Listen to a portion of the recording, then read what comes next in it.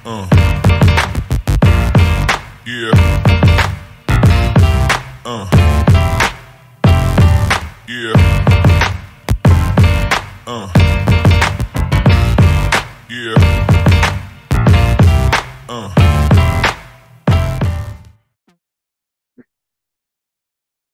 Oke, eh aku mau review lagi dulu sebelumnya, biar kita nyambung bahas El Nino-nya ini.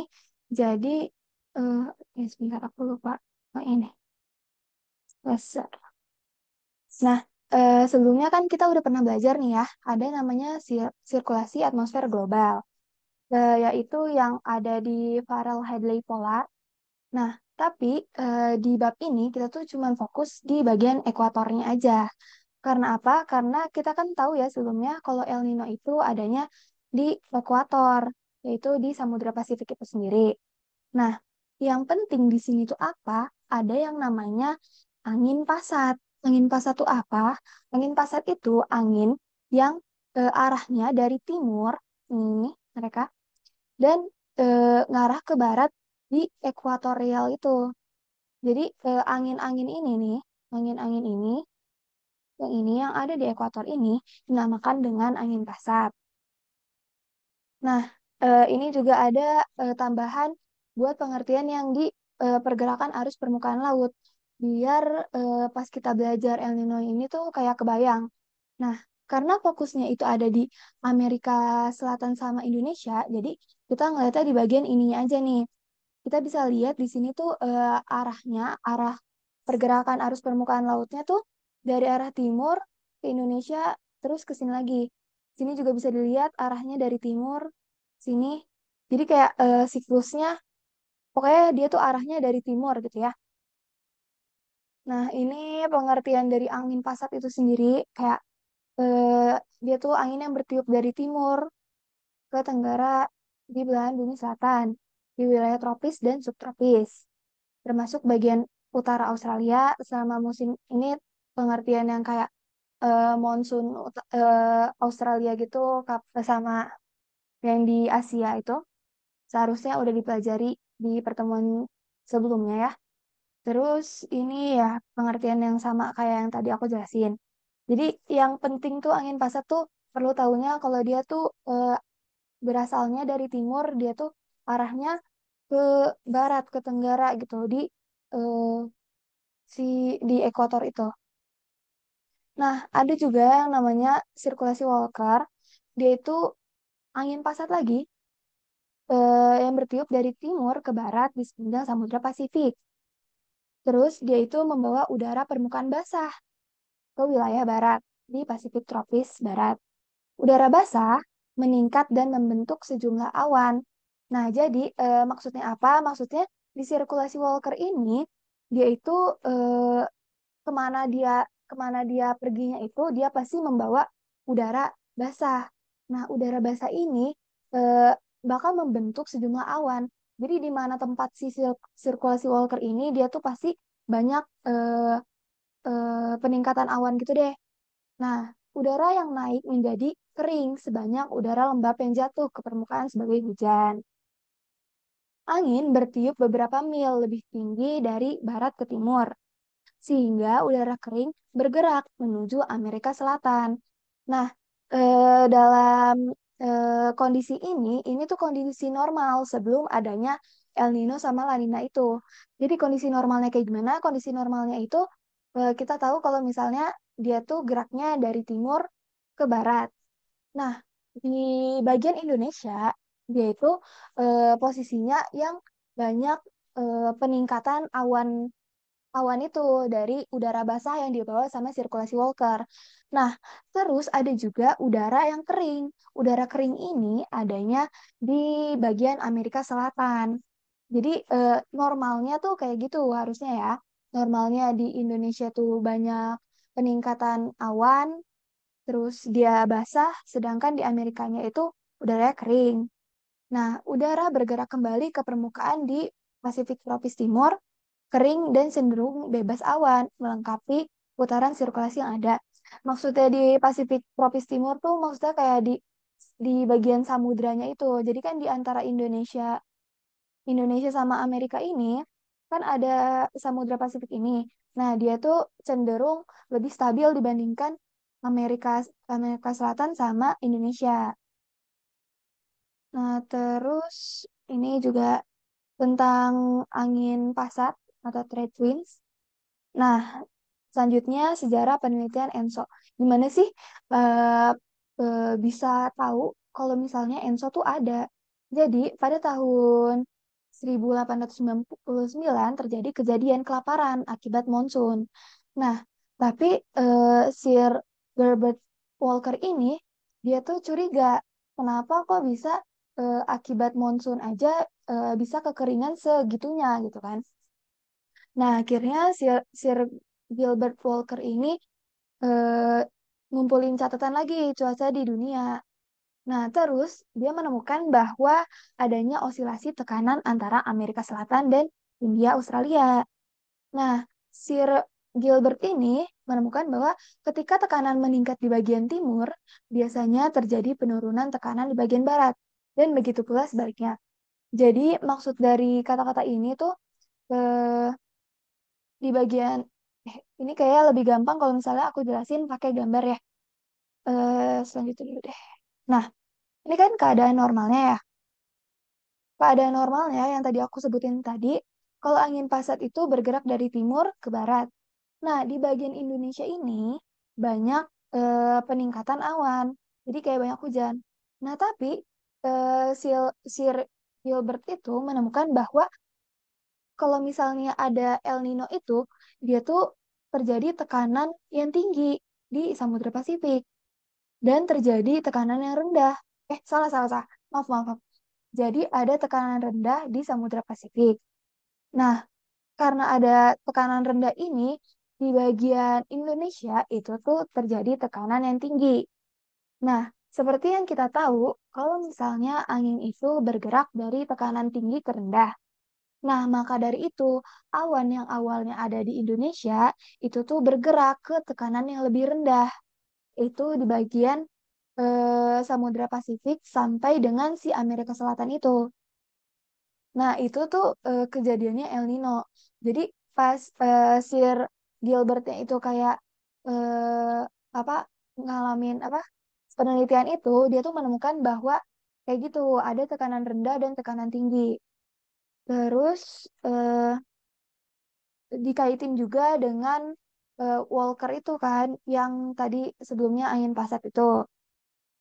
Nah, maka dari itu ditemukanlah bahwa adanya osilasi selatan yang menggambarkan kenaikan dan penurunan tekanan timur-barat di Pasifik.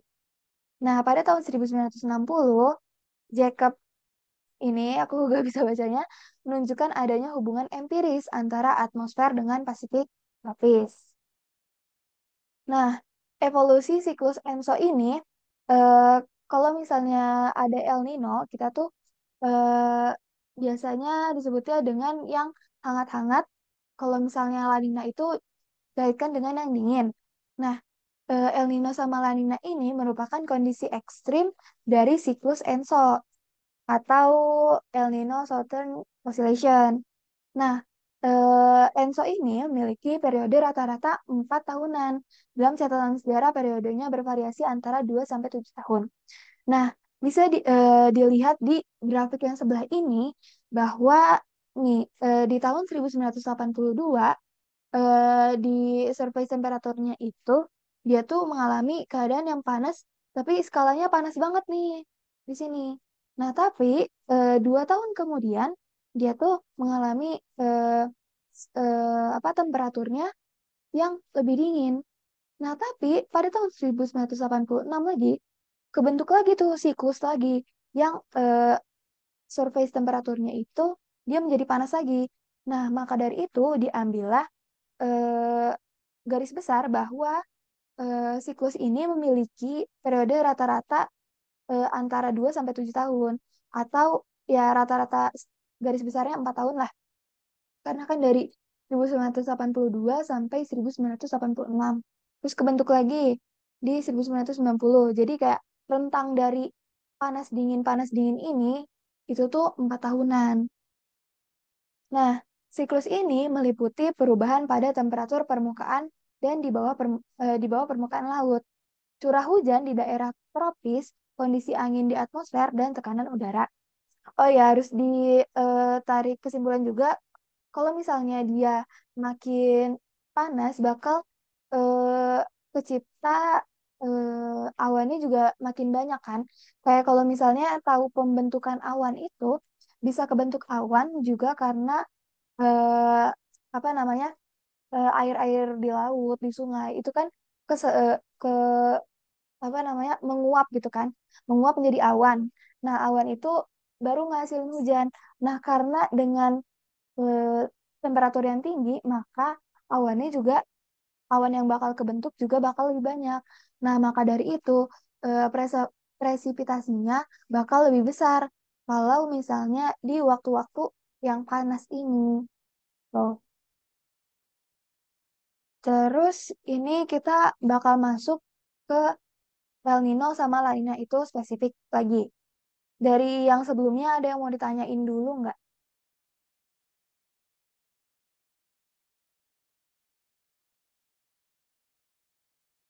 Oke, aku anggap nggak ada ya. Aku lanjutin lagi bahas El Nino itu. Jadi, sebentar. Oke. El Nino ini sama El Nino, SST di ekuator lebih hangat. Oh ya, SST itu sea surface temperature. Di ekuator lebih hangat dari kondisi normal. Mulai dari daerah garis tanggal ke timur hingga wilayah pantai di Amerika Selatan. Sea surface temperaturnya sekitar 28 derajat Celcius atau 82 derajat Fahrenheit. Ini kalau misalnya yang bawah ini, kalau misalnya si surface temperaturnya dengan kondisi yang normal. Nah, sedangkan yang di atasnya itu, kalau misalnya si surface temperaturnya dalam keadaan si El Nino-nya itu. Nah, perkembangan El Nino, CH di bawah normal cenderung meluas ke arah timur selama September sampai November.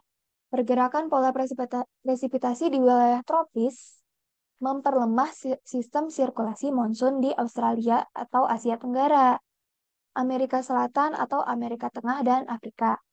Nah, El Nino ini berlangsung dari 9 sampai 12 bulan. Selama strong El Nino, suhu rata-rata lautan meningkat. Jadi, kalau misalnya El Nino itu pasti dia tuh suhu rata-rata lautannya tuh bakal meningkat dari sekitar 2 derajat Celcius sampai 3,5 derajat Celcius di atas normalnya di sepanjang pesisir barat Amerika Selatan. Tuh, oke, oke, lanjut. Nah, Australiasi Selatan ini menurunkan gradien tekanan yang melewati Pasifik Ekuatorial. Nih, dia tuh gradien tekanan yang melewati Pasifik Ekuatorial tuh maksudnya yang di sini. Jadi gradiennya turun. Angin pasatnya melemah, arus menjadi kuat, dan air panas melewati daerah ekuatorial. Penurunan upwelling di Peru. Nah, jadi kalau misalnya keadaan normal, di bagian Peru itu tuh bakal adanya upwelling. Nah, tapi kalau misalnya dengan keadaan El Nino, upwelling di Peru ini bakal mengalami penurunan. Terus adanya perpindahan pola badai menuju timur. Ini yang sama kayak aku jelasin tadi, di Indonesia tuh awalnya awannya tuh ada di Indonesia, tapi dia bergerak ke arah timur ke Amerika Selatan. Terus selama El Nino, angin pasat diam di pusat dan Pasifik bagian timur yang memicu penurunan termoklin di Pasifik bagian timur dan peningkatan termoklin di bagian barat. Jadi, termoklin itu apa? Termoklin itu harusnya dibelajar di OSE ya. Termoklin itu lapisan yang memiliki temperatur yang sama di laut. Jadi, kalau misalnya adanya El Nino, dia itu bakal ningkatin termoklin di bagian barat. Sedangkan di bagian timur, termoklinnya menjadi penurunan. Terus adanya juga penurunan efisiensi upwelling pada permukaan dingin dan memotong suplai nutrisi. Air termokrin menjadi zona eufotik, zona yang tidak bisa ditembus cahaya, dan naiknya suhu permukaan laut. Nah, si upwelling ini, upwelling tadi kan harusnya normalnya di Peru ya. Terus dia itu eh, kan harusnya dia di Peru lebih banyak, tapi dia itu berkurang. Nah, eh, dengan berkurangnya upwelling ini, dia tuh bakal juga memotong suplai nutrisi air di termocline ini. Nah, air di termocline ini bakal berubah menjadi zona eufotik, yaitu yang tidak bisa tembus cahaya. Nah, ini udah. Terus, struktur subpermukaan lautan ditandai dengan deep layer yang abnormal dari air hangat dan meningkatnya kedalaman termokline sepanjang Pasifik. Ini kayak sama kayak tadi, cuman dia ngejelasin lagi kalau misalnya ada subpermukaan laut ditandai dengan deep layer yang abnormal. Jadi, dengan adanya El Nino ini bisa ditandai juga dengan deep layer yang normal. Terus, kemiringan termokline berkurang di sepanjang mesin. Eh, Pokoknya harusnya kayak dia tuh lebih naik, tapi dia berkurang kan, yang tadi udah dijelasin. Terus ketika El Nino sangat kuat, termokline menjadi datar di seluruh Pasifik tropis untuk beberapa bulan. Ketinggian sea level lebih tinggi dari normal di sepanjang Pasifik Timur, sehingga terjadi penurunan slope dari ketinggian permukaan laut di sepanjang basin. Jadi, kalau misalnya El Nino-nya tuh kuat banget, dia tuh termoklinnya tuh bakal jadi datar gitu. Dah, yang penting di slide ini itu aja.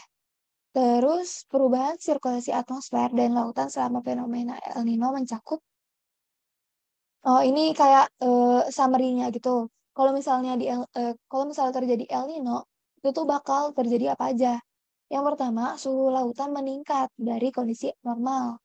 Nah, di mana? Di sepanjang Samudra Pasifik tropis, timur, dan tengah.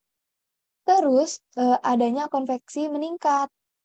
Konveksi meningkat tuh maksudnya awannya tuh lebih banyak gitu. Berawan di sepanjang Samudra Pasifik, tropis tengah, sampai pusat konveksi berpindah dari wilayah Australia atau Indonesia ke arah timur, menuju Samudra Pasifik, tropis tengah.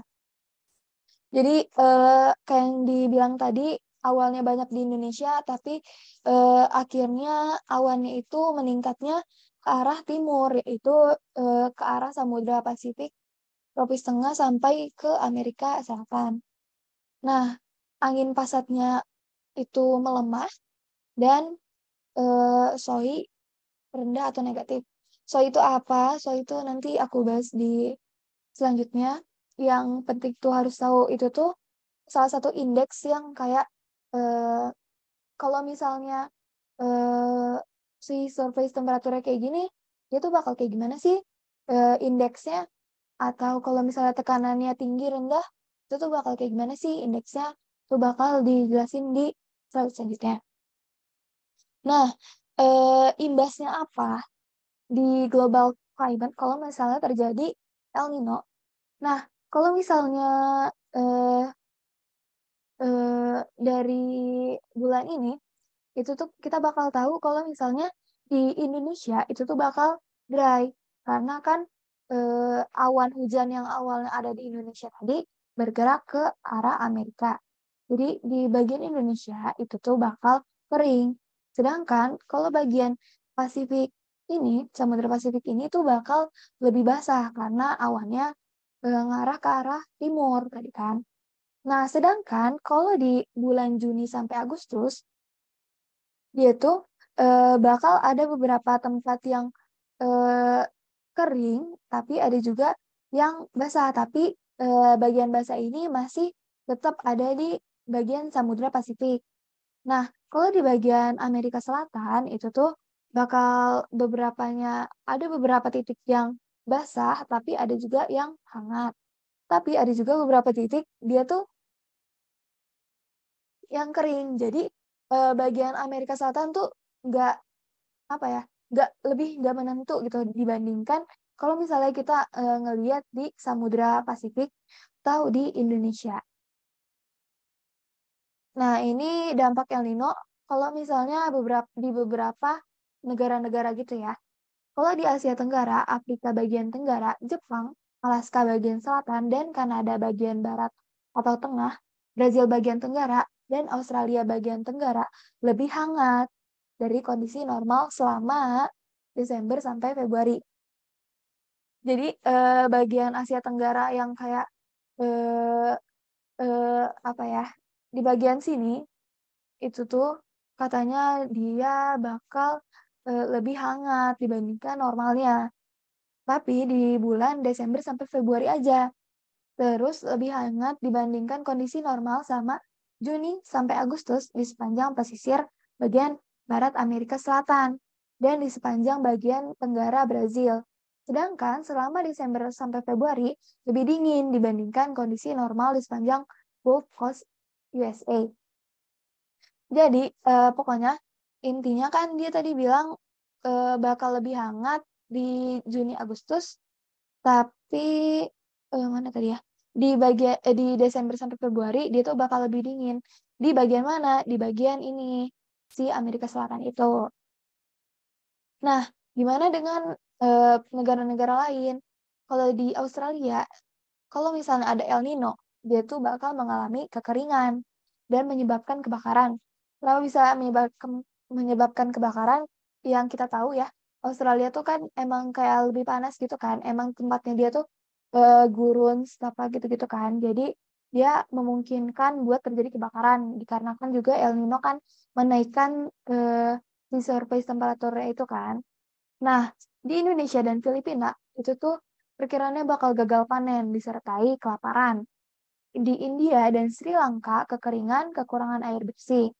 Industri perikanan di Amerika Selatan merosot, terjadi penurunan nutrisi di Peru. Ini penurunan nutrisi di Peru tuh karena berkurangnya upwelling tadi ya.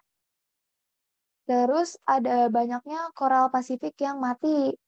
Karena kalau di bagian Pasifik kan kita tahu El Nino-nya tuh bakal awannya bakal bergerak di Pasifik ini ya. Terus terjadi banjir dan lumpur di Sungai Colorado. Karena kenapa bisa banjir? Karena yang kita tahu kan tadi awannya bergerak ke timur berarti ke arah Amerika Selatan kan. Terus hujan lebat di negara Gulf yang menyebabkan kematian.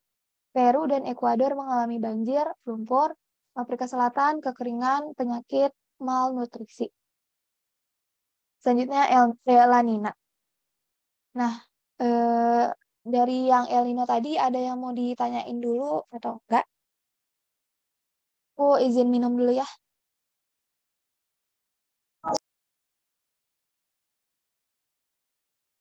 Ada yang mau nanya?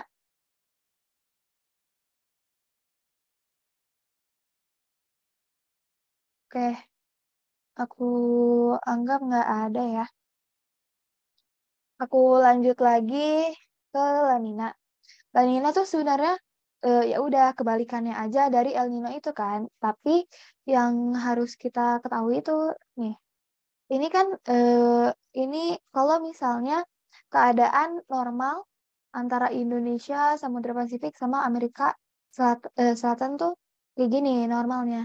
Nah, kalau misalnya ada La Nina, dia tuh di bagian Indonesia itu tuh bakal temperaturnya kayak lebih panas.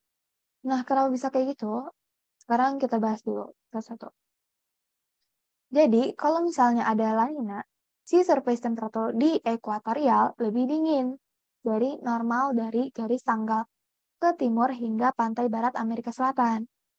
Curah hujan dan konvektif di daerah tropis cenderung berpusat di bagian barat ekuatorial, Pasifik, dan Indonesia.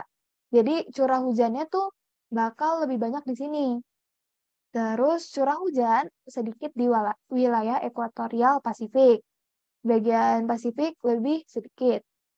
Terus curah hujan lebat terjadi di Indonesia dan sedikit hingga tidak ada hujan di ekuatorial Pasifik bagian timur. Terus sistem monsun yang lebih kuat di Australia atau Asia Tenggara, Amerika Selatan atau Amerika Tengah, dan Afrika. Selama La Nina, suhu rata-rata berada 1 derajat Celcius sampai 3 derajat Celcius. Atau sekitar 2 derajat Fahrenheit sampai 6 derajat Fahrenheit.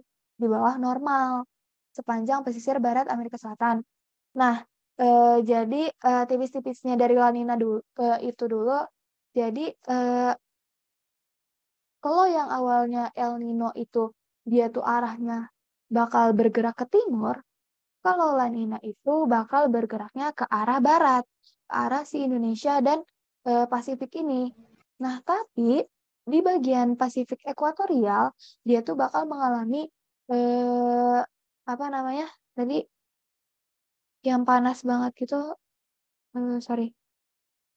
Ah, ini curah hujan ini sedikit hingga tidak ada hujan di ekuatorial Pasifik bagian timur. Jadi di Indonesia itu malah lebat banget, tapi di ekuatorial Pasifik bagian timur tuh malah gak ada hujan sama sekali. Nah, La Nina ini bakal memperkuat sistem monsun. Monsun monsun apa? Monsun tuh yang monsun Australia, monsun Asia itu loh, yang ya itu. Terus kalau El Nino tadi nambah nambah derajat dari normal, kalau La Nina ini berkurang suhu rata-ratanya. Terus tekanan rendah di sekitar Indonesia.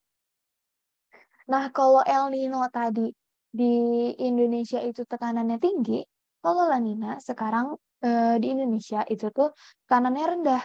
Jadi, angin yang ada di tekanan tinggi bergerak ke arah Indonesia. Dari yang awalnya Indonesia normalnya tuh emang udah banyak awan, ditambah La Nina, makin banyak awan. Nah, angin pasat kuat. Kalau El Nino tadi kan angin pasatnya melemah. Arusnya lemah, upwelling di Peru dan California laut dingin. Jadi maksudnya itu apa? Jadi kan kalau El Nino tadi upwellingnya melemah. Nah, kalau misalnya di La Nina ini upwelling di Amerika Selatannya tuh bakal meninggi. Nih bisa dilihat di sini tuh warm, di sini cold. Jadi kayak tambah tinggi ini si upwellingnya makin eh, meningkat. Terus, laut panas di barat, dingin di timur, dan produktivitas di Peru tinggi. Kenapa di Peru tinggi? Karena upwelling itu kan tadi dia membawa banyak nutrisi. Jadi kalau misalnya La Nina ini, si Peru ini bakal kayak untung gitu. Karena upwellingnya makin naik kan. Terus suhu lautan lebih dingin dibandingkan normal di sepanjang Samudra Pasifik, tropis, dan timur dan tengah. Konveksi meningkat berawan di seluruh Australia tropis, Papua New Guinea, dan Indonesia. Angin pasat timuran lebih kuat dibanding normal di sepanjang Samudra Pasifik, tetapi tidak dekat wilayah Australia. Suhunya tinggi. Jadi ini kayak macam summary-nya La Nina.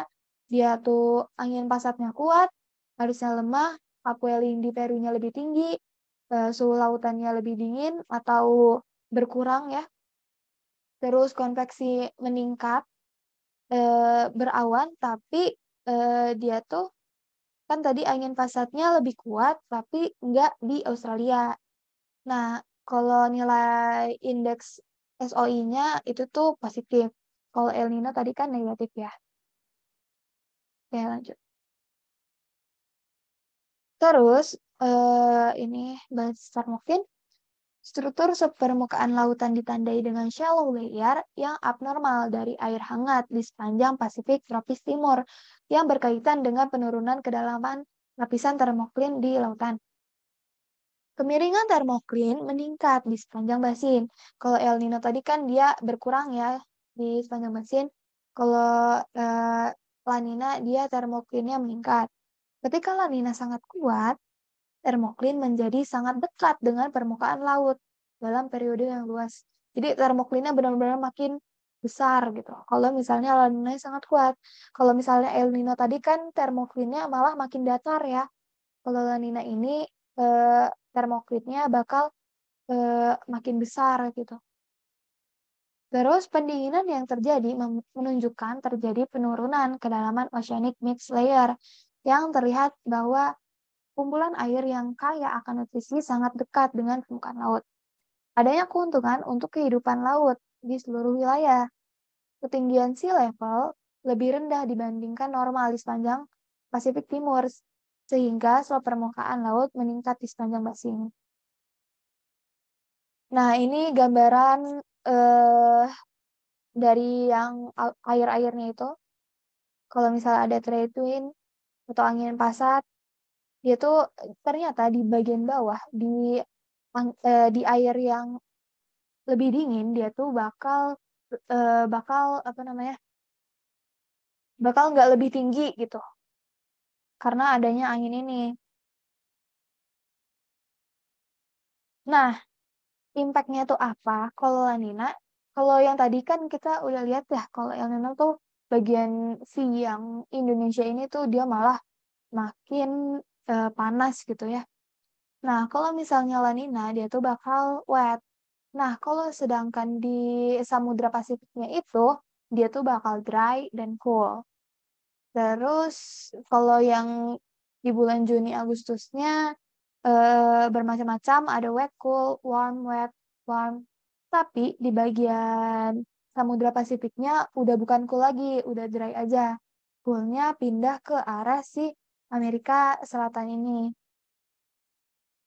Nah, fenomena La Nina berkontribusi dalam permulaan suhu skala besar di seluruh dunia, yang kebanyakannya membuat beberapa wilayah mengalami kondisi abnormal, yaitu pendinginan. Nih, kita udah tahu lah ya.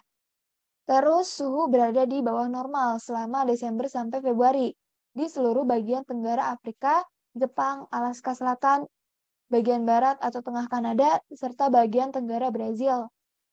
Terus lebih dingin dibandingkan kondisi normal selama Juni sampai Agustus di sepanjang India dan Asia Tenggara. Di sepanjang pesisir barat Amerika Selatan, Teluk wilayah Guinea, serta di sepanjang bagian utara Amerika Selatan dan sebagian Amerika Tengah. Dan akan lebih hangat dibandingkan kondisi normal selama Desember sampai Februari sepanjang Gulf Coast USA. Ini, ini SST kalau misalnya eh, diukur dengan satelit. Ini sama kondisi non El Nino, gambar A yang ini, upwelling sepanjang ekuator, dan pantai Peru membuat air tetap dingin berwarna biru di Pasifik bagian timur. Kan tadi kita juga udah tahu ya, kalau misalnya di El Nino itu thermocline-nya tuh bakal datar. Jadi dia tuh bakal upwelling-nya tuh nggak cuma di Peru aja, tapi di sepanjang ekuator. Terus selama kondisi El Nino, ini aku juga bingung ya kok tiba-tiba El Nino lagi. Di gambar B, upwelling berkurang dan air hangat warna merah tua dari Pasifik Barat digantikan oleh air dingin. Oke, lanjut.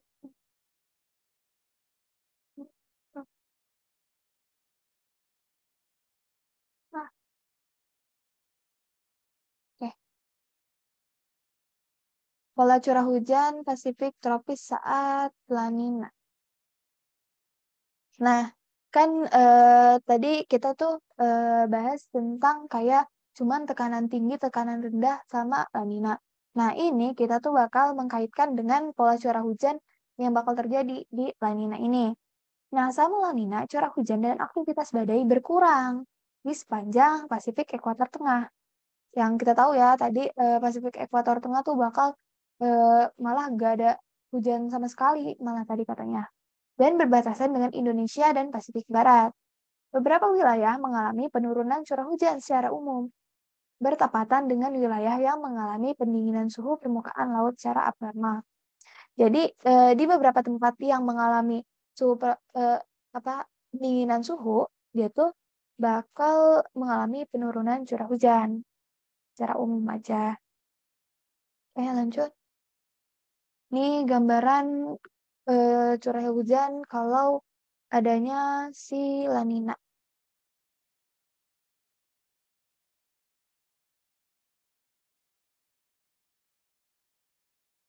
Jadi kayak di bagian ininya harusnya Indonesianya kan jadi makin banyak ya curah hujannya, di bagian sini malah kering gitu. Oke, kita tunggu ini sampai kelar.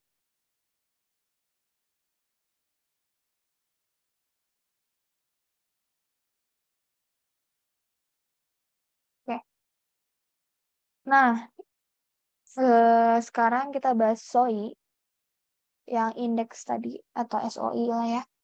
SOI itu apa? SOI itu Southern Oscillation Index. Jadi indeks osilasi selatan. Jadi indeks ini tuh dia tuh melihat perbedaan tekanan antara di Tahiti gitu. Tahiti tuh di mana Tahiti tuh ada di Samudra Pasifik itu di bagian sini. Dan dia ngelihatnya antara Tahiti dan si Australia. Kayak jadi sebentar. Oh, ini kalau misalnya di eh, kalau misalnya sorry di El Nino, tapi ini tunggu sebentar aku bingung. Kayak kita bahasin dulu aja. Jadi SOI itu merupakan suatu hasil pengukuran fluktuasi tekanan udara dalam skala besar yang terjadi di antara bagian timur dan barat Pasifik tropis selama El Nino dan La Nina berlangsung. Jadi yang dilihat dari SOI ini itu tuh fluktuasi tekanan udaranya, tapi dengan skala yang besar. Terus, secara tradisional, indeks dihitung berdasarkan anomali perbedaan tekanan udara. Nah, tadi kan, berdasarkan tekanan udara, nah di mana? Di antara Tahiti dan Darwin, Australia. Nah, kalau misalnya dia negatif, itu tuh menandakan bahwa tekanan di bawah normal pada Tahiti dan di atas normal pada Darwin. Jadi, di bagian Tahitinya itu bakal di bawah, sedangkan di Darwinnya itu di atas kan. Kalau dia tuh negatif, jadi bagian sininya di bawah, yang di Darwinnya di atas. Kalau itu negatif, ya negatif. Terus periode dari nilai SOI negatif terjadi bersamaan dengan menghangatnya air laut secara abnormal di sepanjang Pasifik tropis timur yang menandakan adanya El Nino.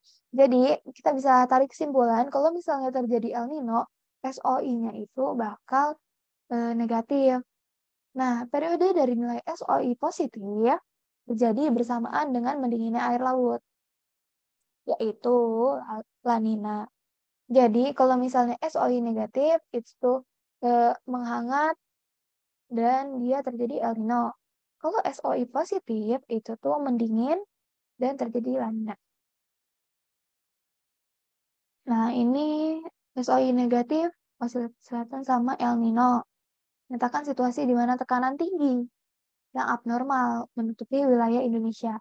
Jadi ya udah kita tahu ya kalau misalnya di El Nino di Indonesia itu tekanannya bakal lebih tinggi dan di tekanan rendah yang abnormal menutupi wilayah Pasifik tropis timur. Nah, kebalikannya kalau SOI positif, dia tuh pas kejadiannya La Nina, di mana tekanannya rendah di Indonesia, terus tekanan yang tinggi di Pasifik tropis timur. Jadi kayak kebalikannya aja. Kalau misal mau ngapalin satunya aja juga nggak apa-apa kalau ini SOI. Ini kalau SOI-nya positif, ini kalau yang negatifnya kayak gini. Ini kayak grafik indeks yang mingguannya udah. Dari El Nino La Nino, Enso ada yang mau ditanyain dulu nggak sebelum kita ke bab selanjutnya?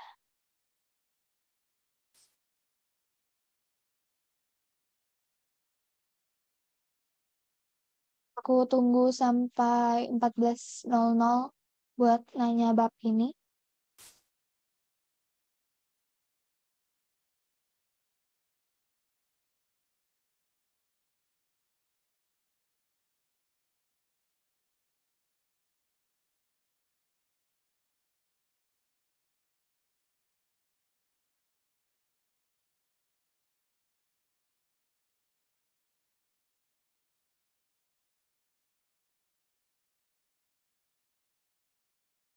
Atau mau dilanjut aja?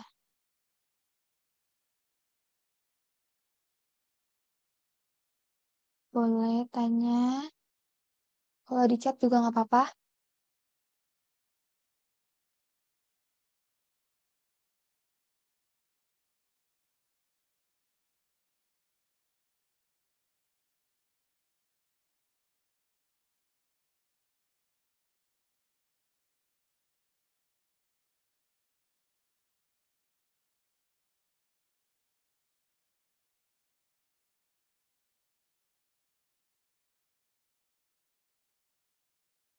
Mau dilanjut aja atau gimana?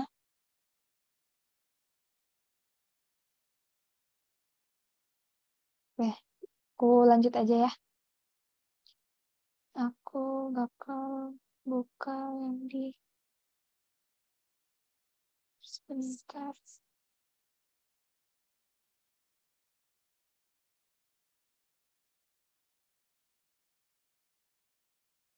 Oke,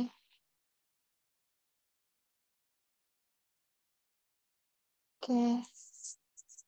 Jadi karena tadi gak ada yang mau nanya, aku lanjut aja ke observasi. Ya. Di observasi ini kita mau, oke sebentar. Oke. Di observasi ini kita belajar apa aja? Kok nggak bisa?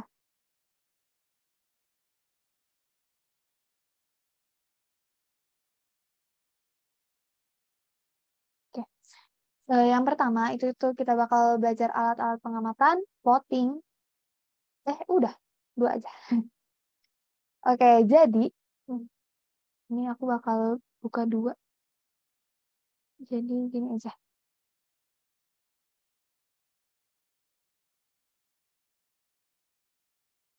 Jadi deh nggak apa.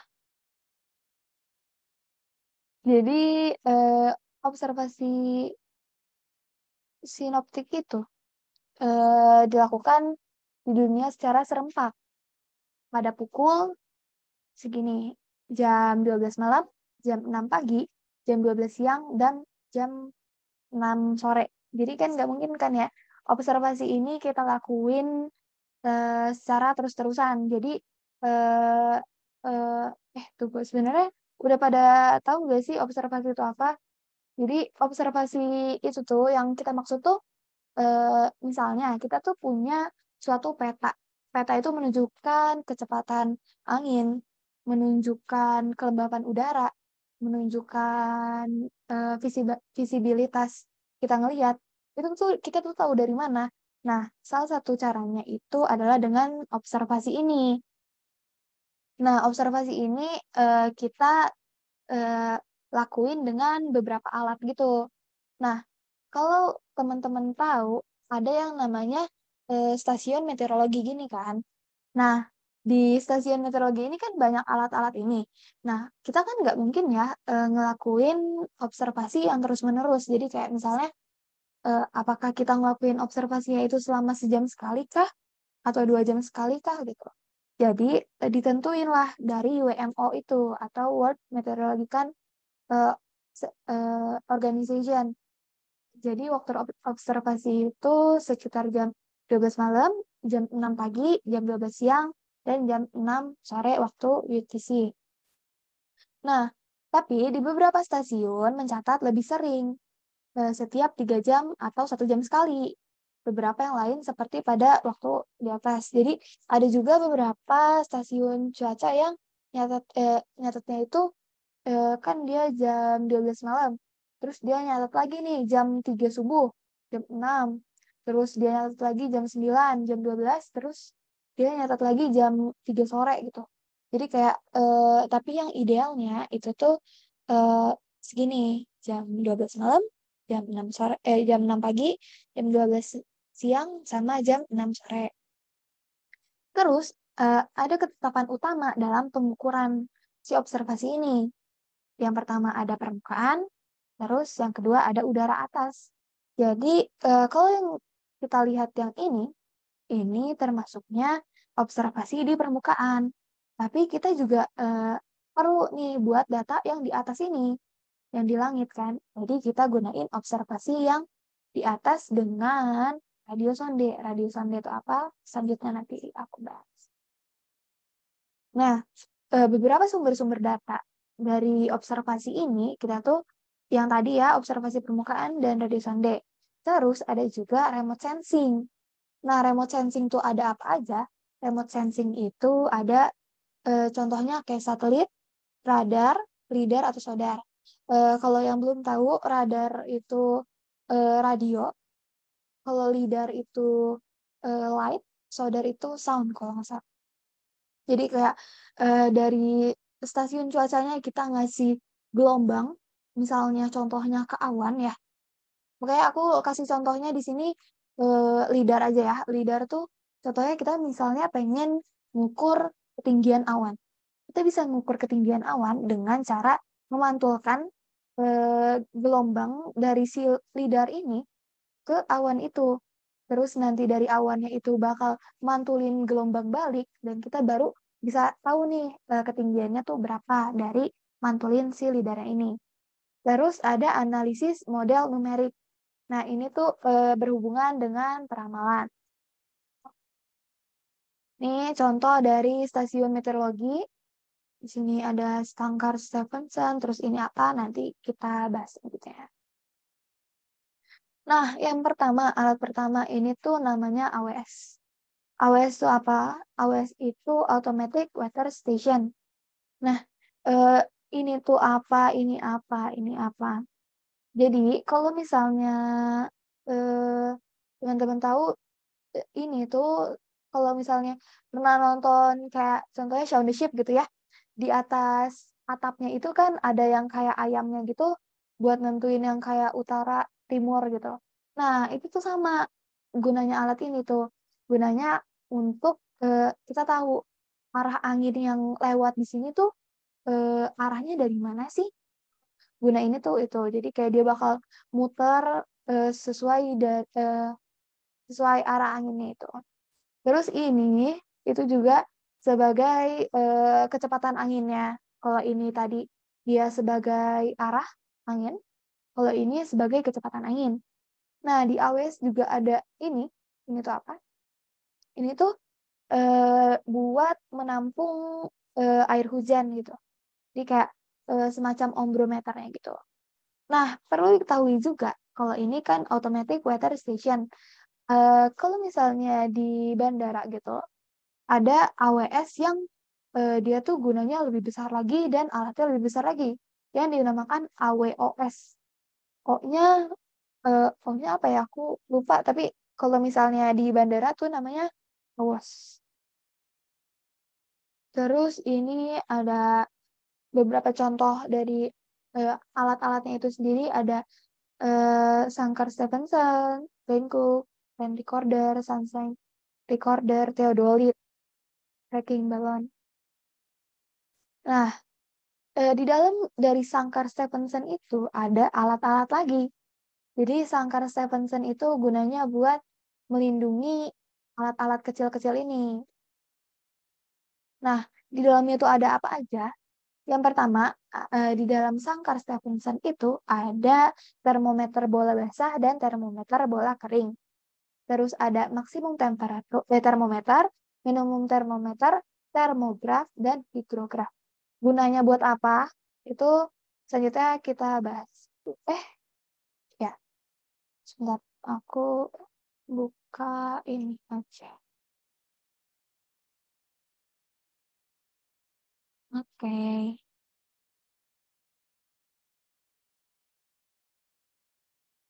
Tadi kita lagi di Sankar Stephenson. Nah, eh, fakta-fakta tentang Sankar Stephenson dulu aja. Jadi di Sangkar Stephenson ini dia itu gunanya buat apa? Gunanya Sangkar Stephenson itu yaitu untuk melindungi alat-alat tadi kan yang kecil-kecil tadi.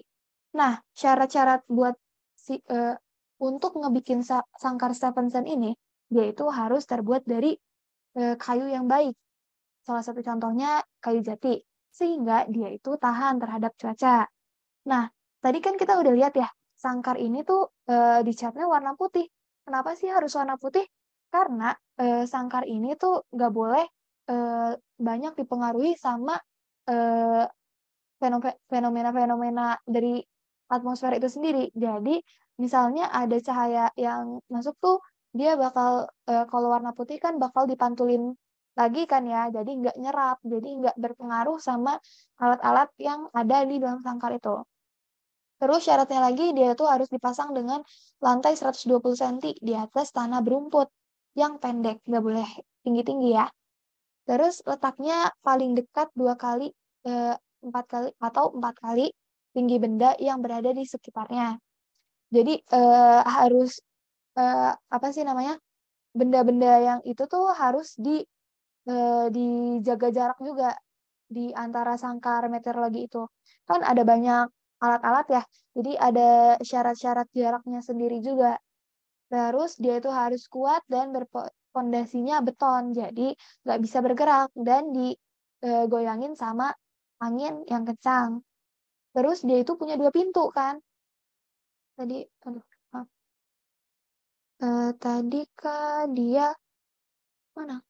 Nah, ini kan, dia itu punya dua pintu. Mana ya, kalau dia ketutup, ya nggak ada. Dia tuh punya dua pintu nih. Nah, pintu ini ada syaratnya dibuka tutupnya. Jadi misalnya kita mau buka, mau asal aja nih, buka yang kanan, yang kirinya ditutup aja. Itu tuh harus ada syaratnya. Syaratnya kayak gimana? Syaratnya itu, kalau, mana ya? Mana? Kok nggak ada ya?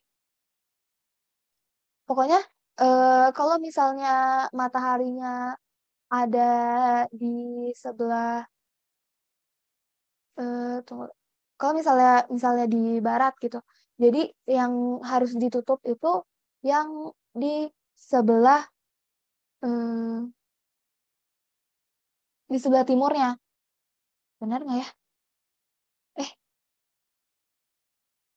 oh ini deh. Jika matahari berada di belahan bumi selatan, sebaiknya pintu sebelah utara dibuka. Dan sebaliknya, jika matahari berada di belahan bumi utara, sebaiknya pintu dibuka di bagian selatan. Jadi kalau di BBU itu tuh yang dibuka tuh yang pintu sebelah selatan, sedangkan kalau misalnya di BBS itu tuh yang dibuka yang di sebelah utara. Ya benar. Terus dia itu di pintunya ini kan dia punya lubang-lubang gini ya. Ada fungsinya juga. Fungsinya itu untuk adanya aliran udara dari luar ke dalam dan sebaliknya. Dengan aliran udara ini, temperatur dan kelembapan udara dalam sangkar mendekati atau hampir sama dengan temperatur dan kelembapan udara di luar. Jadi aliran udaranya nggak boleh langsung masuk ke dalam sangkar itu. Jadi harus ada kecil-kecil gitu biar aliran udara dan temperatur dan kelembapannya itu sama gitu ya. Terus eh, udah terus jika matahari berada di ini udah juga. Oke. Terus ini ya, jelasin isi isi dari ininya kan tadi dia ada temperatur bola basah dan bola kering. Jadi kalau misalnya temperatur bola kering itu gunanya hanya untuk mengukur temperatur aja. Kalau misalnya temperatur bola basah itu digunain untuk menghitung kelembapan. Jadi bedanya bola basah dan bola kering tuh gitu. Oh, kalau nggak salah di sini itu ada gambar ini deh. Sebentar ya. Mana ya?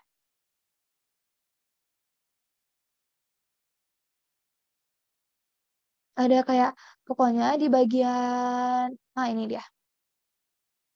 Jadi di bagian temperatur bola basah itu tuh di bawahnya harus ada kain tipis yang buat mastiin kelembapannya tuh kesaring dulu. Jadi bakal ada buat tempat untuk ngumpulin air, terus disaring lagi sama kain tipis, baru diukur nih kelembapan udara sama si termometer bola basahnya.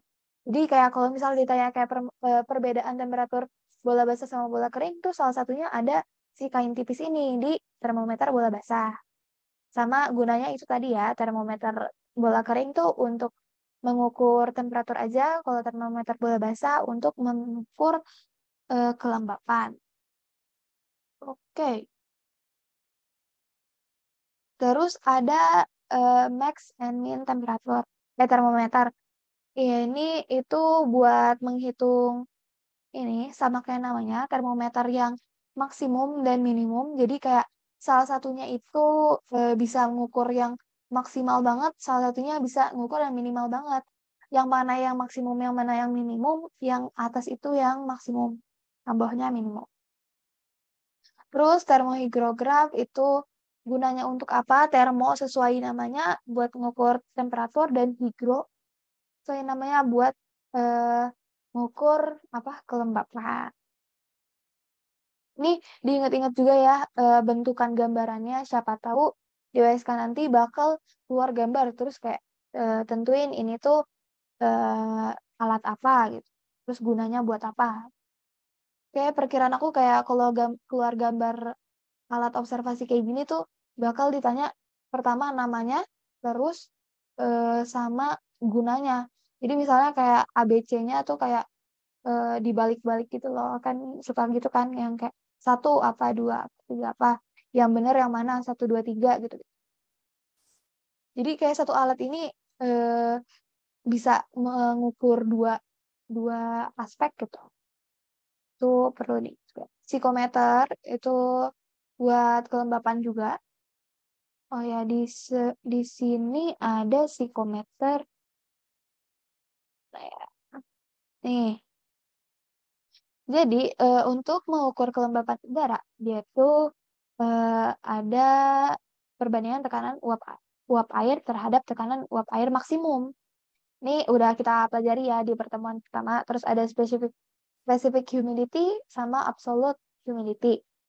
Ini yang jadi aspek untuk mengukur kelembapan udara. Nah, alat ukurnya itu apa aja? Yang pertama, termometer bola basah dan bola kering. Terus psikometer esmen sama psikometer putar.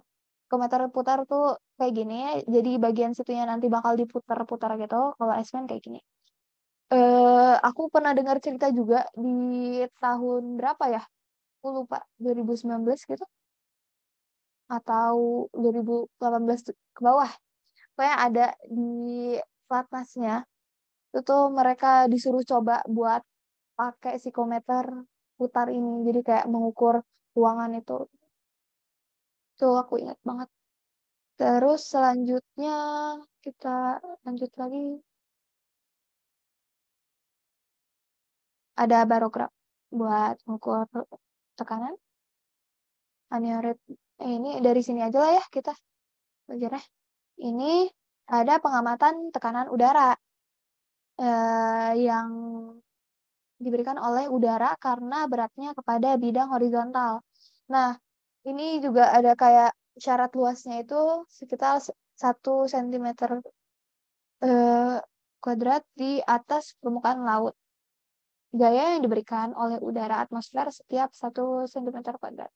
Permukaan benda diperkirakan sebesar 1 kg. Gaya tersebut adalah ekuivalen dengan tekanan yang diberikan oleh kolom air raksa setinggi 76 cm pada lintang 45 derajat dan suhu 0 derajat dan disebut tekanan normal bernilai 1 atmosfer dengan besarnya segini. Ini juga kita udah pernah bahas di pertemuan pertama ya yang kayak kalau misalnya kita mau mengukur tekanan udara tuh 1 atmosfer, emang 1 atmosfer tuh berapa sih? Kalau misalnya aslinya, jadi dia tuh ternyata gram gram per sentimeter kuadrat. Besarnya berapa 1 atmosfer? Segini gitu. Nah, alatnya ada apa aja? Yang pertama ada air raksa. Jadi dihitungnya tuh di dalamnya ada air raksanya. Terus ada aneroid, bentuknya kayak gini dan barograf. Kayak gini. Ini aku pernah ngerjain soal keluar kayak barograf ini. Terus kayak ditanyain namanya apa, gunanya berapa. Selanjutnya ada pengukuran radiasi matahari. Oke. Terus yang bakal dihitung tuh apa aja? Bakal yang jadi aspek untuk memperhitungkan radiasi matahari itu apa aja? Yang pertama ada lamanya matahari bersinar. Itu tuh dimaksudkan untuk mengetahui berapa lama atau jam matahari bersinar terang atau langsung sampai ke permukaan bumi. Mulai dari terbit sampai terbenam. Jadi alatnya bakal diukur buat kayak berapa lama sih radiasi matahari ini dari awal terbit sampai terbenam. Terus intensitas radiasi mataharinya. Gunanya itu buat mengetahui intensitas radiasi yang jatuh pada permukaan bumi, baik yang langsung maupun yang dibaurkan oleh atmosfer. Nah, alat untuk menghitung radiasi matahari itu ada apa aja? Yang pertama itu yang sering banget keluar itu namanya Campbell Stock.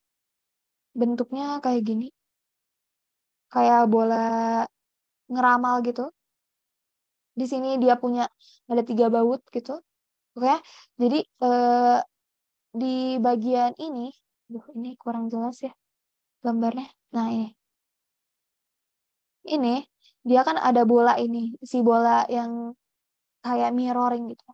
Nah, gimana cara kita ngukur eh, radiasi mataharinya itu? Caranya misalnya ada radiasi matahari dari sini. Nah, si bola bola kristal ini tuh bakal ngebakar suatu benda yang namanya pias. Pias tuh kayak gini. Jadi kayak dia tuh kayak semacam kertas yang dibakar sama si Campbell stocknya ini, sama si bolanya ini. Dan si piasnya ini bermacam-macam sesuai sama bulannya. Jadi kayak misalnya bulan bulan hujan sama bulan yang panas tuh pasti piasnya beda-beda. Nah, apa aja? Oke, sebentar. Sebelum kita bahas pias, kita bahas Campbell stocknya dulu. Jadi dia tuh terdiri dari bola gelas yang jari-jarinya 10 sampai 15 cm. Terus fungsinya sebagai lensa cembung atau konveks yang dapat mengumpulkan sinar matahari ke suatu titik api atau fokus. Nah, tempat menyisipkan pias yang letaknya diatur atau disetel sehingga pias tepat pada titik api lensa. Terus pengaturan letak pias agar dapat disetel sesuai dengan letak lintang di tempat. Jadi kayak piasnya itu harus sesuai dengan lintang tempat kita mau nyobain Campbell Stock ini sama cuacanya itu ya. Terus, penunjuk yang menyatakan letak lintang pada waktu alat di setel. 3 buah sekrup yang terletak pada kaki digunakan untuk menyetel alat agar kedudukannya horizontal. Ini ya yang tadi ada di sini, dia tuh ada 3, 1, 2, tuh buat bikin horizontal. Nah, aturan pias tuh kayak gimana? Ini waktu itu kakak ngajar OSN aku juga nekenin banget buat apalin ini karena katanya suka keluar. Jadi yang pertama ada pias lengkung panjang. Kalau di belahan bumi selatan, pias lengkung panjang tuh dikeluarinnya di tanggal segini. Kenapa di tanggal segini itu tuh eh, pakainya pias yang lengkung panjang? Karena pias lengkung panjang tuh bakal dipakai kalau misalnya dia tuh keadaannya kayak lagi summer. Kalau misalnya lengkung pendek itu tuh keadaannya kayak lagi winter atau kayak curah hujannya tinggi gitu lah ya. Terus kalau lurus tuh yang keadaannya normal. Nah, kalau di BBS lengkung panjang itu dari Oktober sampai Februari. Kalau lurus dia dari Maret sampai April dan September sampai Oktober. Kalau lengkung pendek itu di April sampai September. Kalau di bagian BBU-nya itu kebalikannya aja. Kalau tadi dia pendeknya April sampai September, di BBU panjangnya April sampai September. Yang sama tuh yang ini ya, yang 1 Maret sampai 11 April dan 3 September sampai 14 Oktober. Tanggalnya perlu diingat nggak? Hmm, kalau mau ngapalin boleh, tapi menurut aku ini sih eh, kayak bisa dilogikain kalau kalian tuh tahu di BBS BBU tuh lagi summer atau winternya gitu bisa diakal-akalin, tapi yang eh, perlu tahu yang itu tuh bias lengkung panjang itu buat kayak summernya, lengkung pendek itu buat winter atau curah hujan yang tinggi. Terus beberapa alat lain selain Campbell Stock itu tuh ada Peer heliometer untuk radiasi secara langsung. Dia tuh alat yang paling baik dan paling dapat dipercaya untuk intensitas radiasi matahari langsung.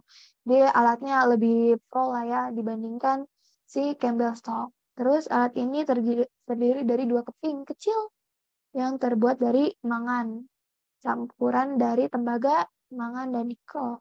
Manganite. Alat ini tidak dipakai untuk ramalan,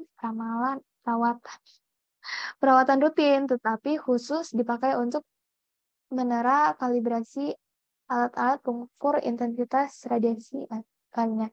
Jadi bukan dipakai untuk sehari-hari si alat yang peer heliometer ini, tapi buat apa namanya nyempurnain gitu lah ya. Nyempurnain alat-alat untuk mengukur radiasi matahari yang lainnya gitu. Nah, selain itu ada juga yang namanya solarimeter, piranometer, aktinograf, ya mengukur radiasi total. Kalau tadi kan ini radiasi secara langsung, kalau ini secara total. Mengukur radiasi matahari secara total yang jatuh pada permukaan horizontal yang datang dari semua arah atau radiasi global. Sensor solarimeter atau dan piranometer terdiri dari unsur yang mempunyai kepekaan terhadap suhu atau temperatur, antara lain dapat berupa tahanan listrik atau resistor dan termokopel. Sejumlah termokopel yang dihubungkan secara seri disebut termopil. Ini sebenarnya jarang jarang dibahas. Pokoknya yang sering dibahas tuh yang tadi si Campbell Stock ya. Tapi nggak apa-apa buat eh, informasi aja. Tapi ada yang suka dibahas yaitu si Virano ini.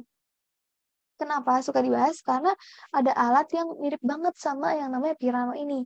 Namanya Virgio. Apakah Virgio itu gunanya buat mengukur intensitas cahaya matahari juga? Enggak. Nah, maka dari itu suka kebalik-balik. Wah, kalau nggak salah di sini. Sorry, di sini ada. Nah, ini mereka sebelahan. Yang sebelah ini, sebelah kiri itu Kirano untuk mengukur solar radiation, sedangkan Virgio itu untuk menghitung infrared atau eh, itu. Terus perbedaannya itu apa? Biasanya kita cuma lihat dari ininya doang. Kalau Virano itu lebih UFO banget lah. Dia UFO banget karena dia ada katupnya ini kan. Kalau Virgio tuh nggak ada. Ini suka suka dibikin kebalik-balik. Tapi aku belum pernah ngeliat ini di soal OSK. Tapi kakak aku tuh ngetekanin banget buat tahu perbedaan dari Virano dan Virgio. Terus ada juga namanya Gundelani, itu tuh buat sama kayak tadi buat menghitung intensitas cahaya matahari. Dia tuh cara pakainya ditancepin di tanah. Terus juga ada juga yang dia tuh dengan keadaan tanahnya tuh nggak berumput. Jadi ada yang berumput, ada yang nggak berumput. Terus ini tadi tuh si Virgio infrared ya. Terus ada juga di radiometer tuh ini jarang dibahas sebenarnya.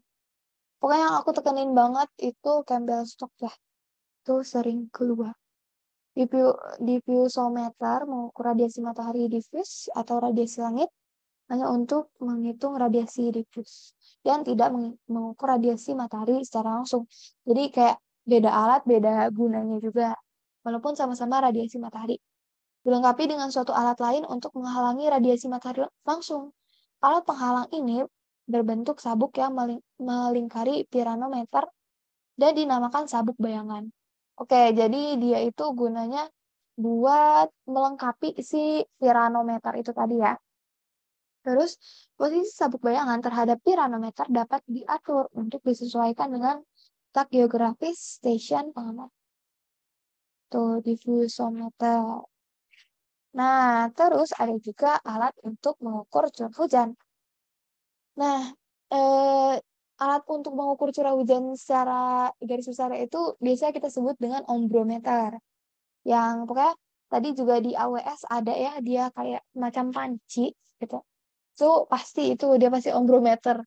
Nah, ombrometer itu ada dua. Yang pertama itu yang biasa atau otomatis. Bedanya apa? Otomatis tuh udah pasti yang dia tuh datanya langsung kecatat sendiri gitu loh. Jadi dia itu buat ngukur alat, tapi dia juga datanya udah langsung ada. Sedangkan kalau yang biasa itu tuh kita harus ngambil eh, sampelnya dulu, terus kita ngambil lagi datanya setelah sampelnya udah selesai. Nah, ini yang contoh yang biasa kayak gini. Jadi biasanya nanti air hujannya masuk, ntar ditampung.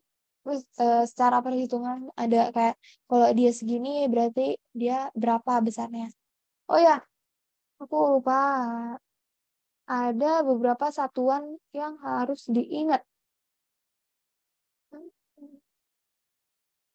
Mana ya? Oh ini deh. Karena aku ingat ini di aku waktu itu ngerjain OSK. Aku aku nomor satunya membahas tentang ini satuan satuan kayak gini tuh aku salah karena aku nggak tahu kayak aku cuma ngapalin kayak oh ada yang namanya ombrometer oh ada yang namanya ini cuman aku tuh nggak tahu satuan dari hitungannya tuh apa jadi itu pernah keluar jadi aku bahas sekarang kalau misalnya kita mau ngitung intensitas radiasi matahari itu tuh dia miliwatt per sentimeter kuadrat atau kalori per sentimeter kuadrat per menit atau Langley per menit. Terus lamanya radiasi surya itu matahari itu per jam karena lamanya ya. Terus suhu atau temperatur udara itu dari derajat Celcius, kelembapan nisbi atau relatif utama itu tuh persenan. Persenan karena dia itu ini ya, apa yang ada dibagi totalnya dikali 100% itu. Makanya dia tuh jadi persenan. Tekanan udara itu milibar, kecepatan angin itu knot dan kilometer per jam. Arah angin itu derajat diukur dari utara. 0 derajat itu 0, utara itu 90 derajat. Eh, salah, salah, salah, salah. Ah, nih, dari utara 0 derajat atau 0 itu tuh utara. 90 derajat atau 9 itu tuh timur. 180 derajat atau 18 itu selatan.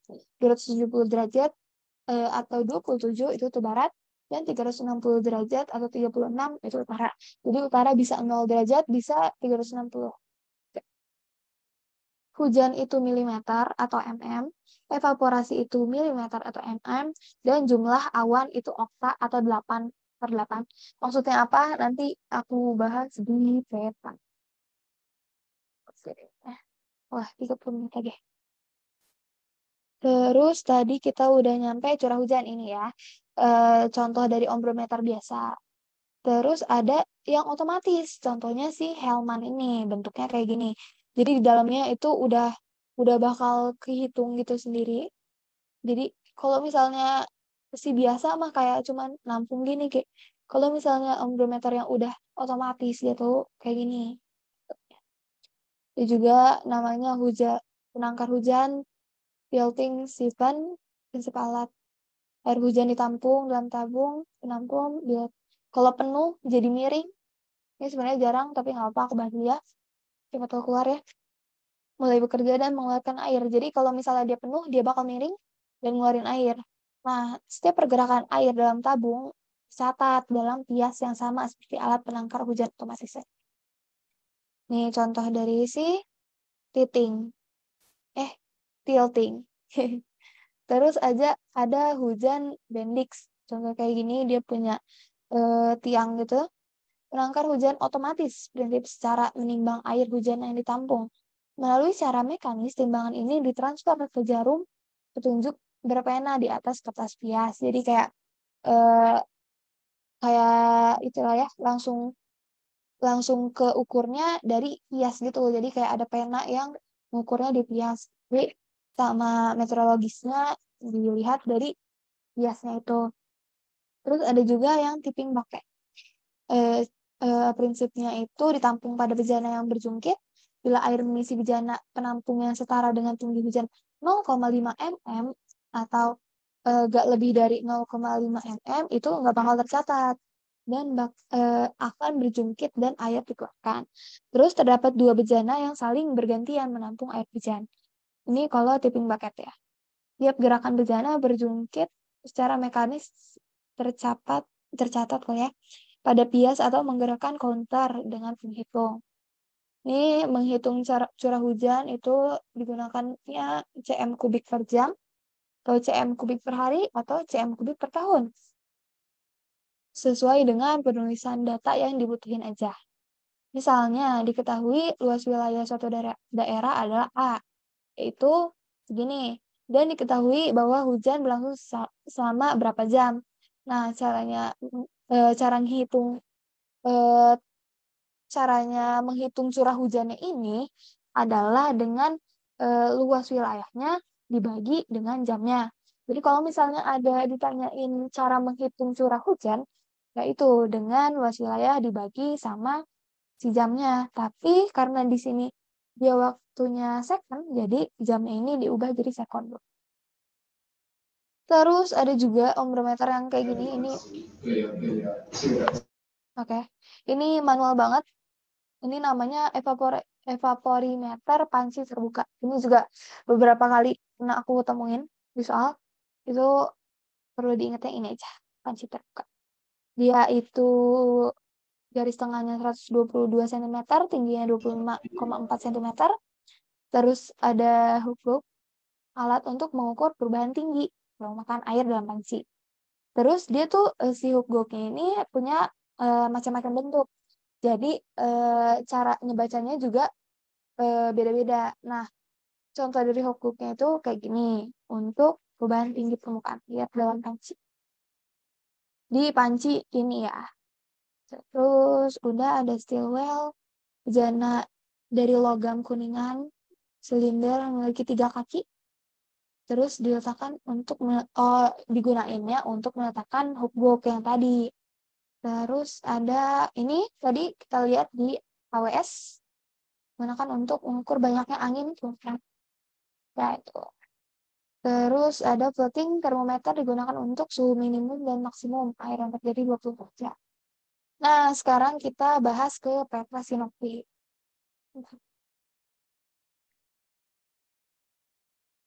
Maaf banget, tadi keluar ya ternyata. Aku share screen lagi. Tadi udah nyampe mana ya? Apa jauh? Ini udah nyampe belum yang panci ini? Belum dijawab.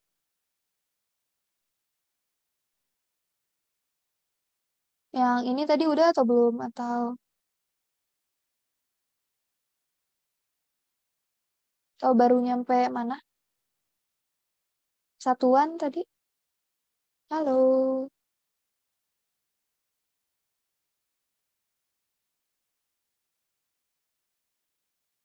Gimana? Tadi aku kelewat banyak nggak? Pas keluar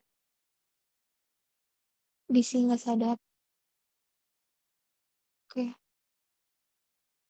Oke. Panci udah. Terima kasih. Oke, berarti kalau panci udah, hook udah, ini cuma ngejelasin ada namanya steel well. Dia itu buat ngecantolin si hook-hooknya ini ke si panci terbuka tadi. Terus juga ada nama cup ini yang tadi kita lihat di AWS tuh. Terus ada floating thermometer. Tuh gunanya buat suhu minimum dan maksimum yang terjadi dalam 24 jam. Selanjutnya kita bahas peta sinoptik. Kan sering ya kita lihat di PPT-PPT nih ada peta kayak gini atau kayak gini. Ini tuh kayak item-item ini tuh apa sih sebenarnya? Kok ini garis-garis, kok ini item? Angka-angka yang di sini tuh apa? Di aku bakal bahas tentang si item-item ini dan garis-garis ini. Itu apa? Yang pertama, item-item ini adalah tutupan awan. Contohnya kayak gimana? Kayak gini.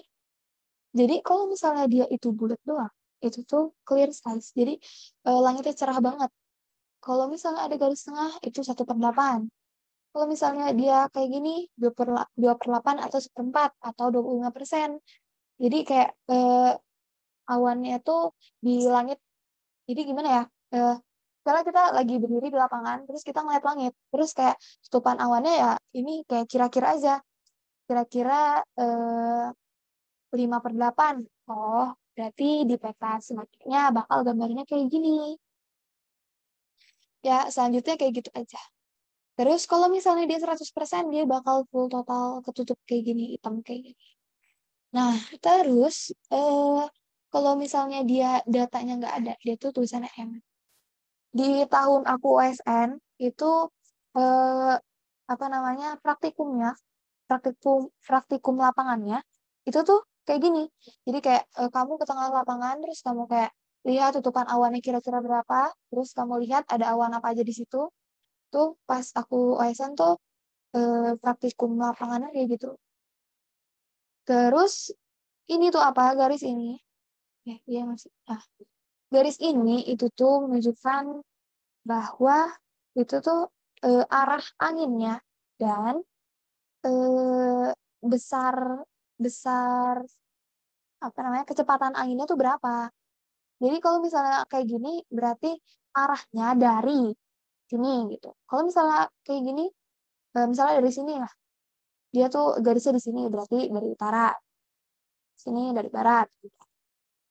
Nah kalau misalnya yang kecil sama panjang ini tuh apa? Nah, nah, kalau misalnya kecil itu tuh menandakan dia itu 5 knot. Kalau panjang itu 10 knot.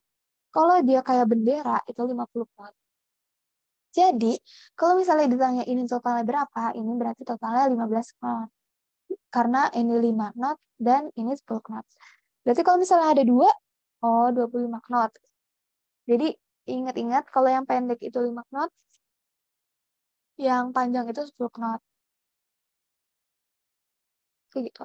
Nah, satuan yang digunainnya itu knot atau meter per second, tapi lebih sering kita pakainya itu knot. Nah, ini arahnya yang tadi udah aku bilang kalau misalnya di sini itu apa? Diambilnya dari arah utara ya. Terus, oke.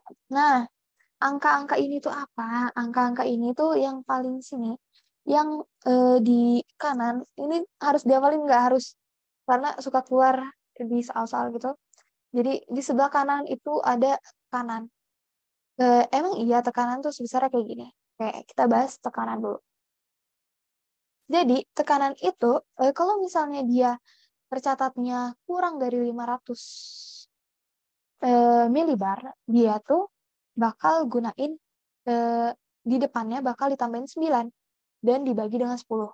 Contohnya kayak gimana? Salah salah. Kalau lebih dari 500, sorry sorry sorry. Kalau lebih dari 500. Contohnya besar misalnya tekanannya 827. Nah, dijadiin depannya tambah 9, terus ini dibagi 10. Jadi 827 dibagi 9, kayak dibagi 10 ditambah 9 di depannya. Nah, tapi kalau misalnya kurang dari 500, dia itu dibagi 10 dulu, terus di depannya tambahin 10. Tuh. Jadi kalau ini berapa? Ini kan kurang dari 500. Berarti dibagi 10. 01,3 ditambahin depannya 10. Berarti 10, 01,3. Tuh. Terus selanjutnya di sini ada temperatur.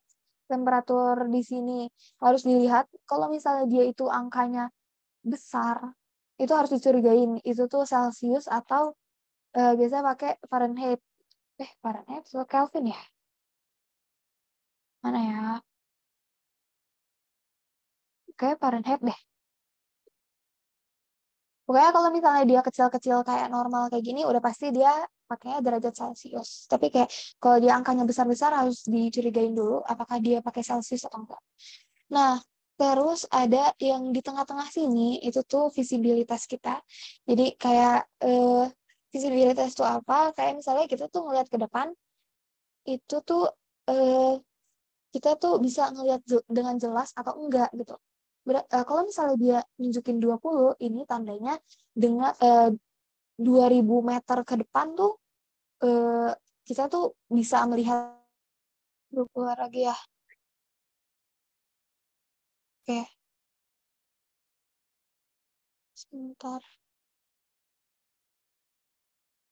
Maaf ya, ini wifi kos aku jelek. Udah kelihatan ya PPT-nya. Oke, tadi lagi bahas terakhir ini visibilitas atau temperatur ya? Hmm, nggak tahu nggak apa-apa deh bahas temperatur lagi. Atau jangan-jangan tekanan juga tadi udah kebahas.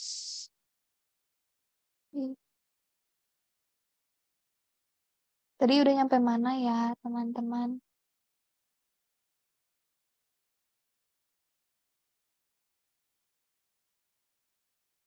Oke, temperatur. Oke. Sekarang kita bahas visibilitas.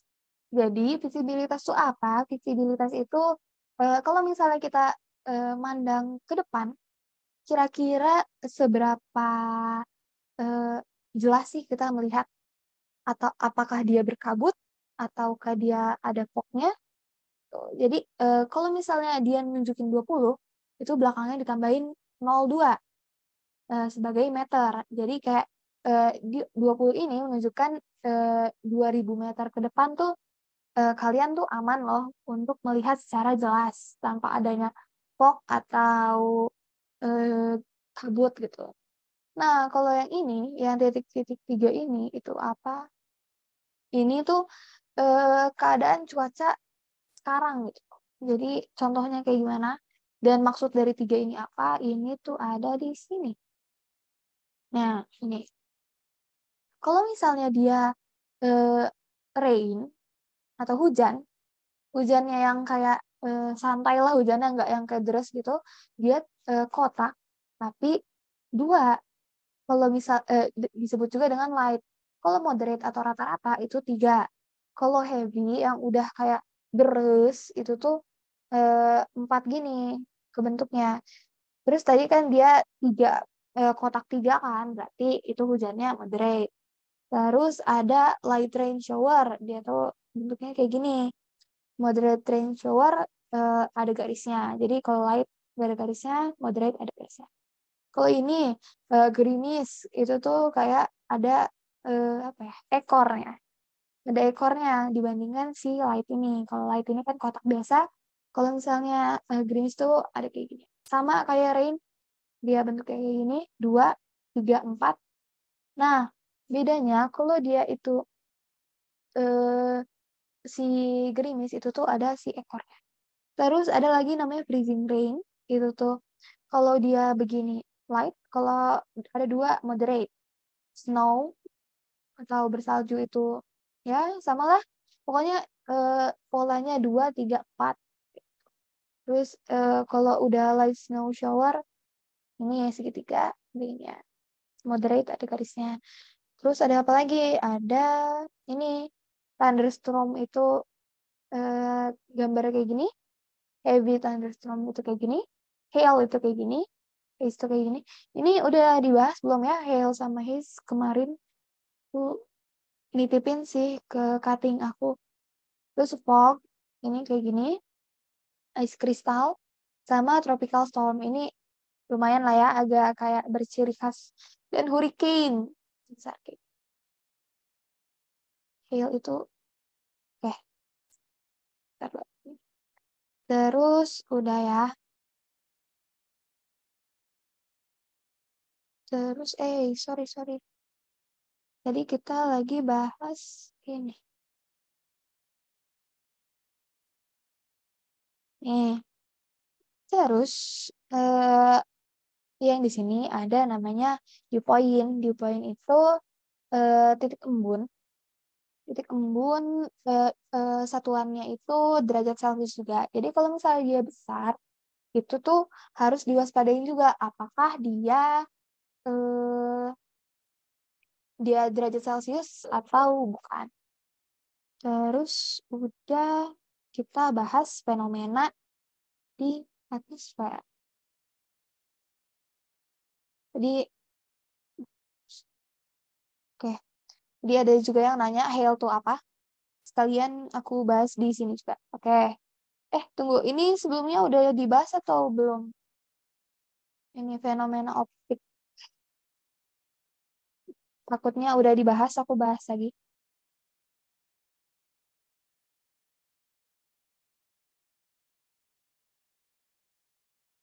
Belum ya? Oke, aku bahas ini dulu ya. Baru ntar aku tunjukin hail. Oh iya, aku juga belum bahas iso-iso. Oke, ini harus cepat. Jadi salah satu fenomena itu tuh ada pelangi. Pelangi ya yang sering kita lihat itu tuh kayak gini. 6 warna Magic Libinio. Terus dia itu melengkung. Kenapa bisa melengkung? Karena adanya perbedaan gelombang setiap warna. Menarik. Nah, terus ada juga yang namanya circular rainbow. Dia ini berbentuknya seperti busur lingkaran dengan radius 42 derajat. Biasanya melingkar mengelilingi sumber cahaya seperti matahari atau bulan. Disebut juga dengan halo. Nah, halo tuh kayak gini. Ini halo kayak gini, tapi yang tadi itu dia itu rainbow-nya, pelanginya. Jadi ini tuh bukan editan ya, ini beneran ada kayak gitu. Terus ada juga secondary rainbow. Secondary rainbow itu dia tuh punya dua pelangi. Jadi ada pelangi yang primer, tapi ada juga yang sekunder. Tapi biasanya yang sekunder itu lebih redup dibandingkan si primernya. Terus dia itu spektrum yang ditampilkan dalam urutan terbalik dari primeras. Jadi yang primernya itu Magic Rubinio biasa, tapi kalau yang sekundernya ini bisa dilihat ya.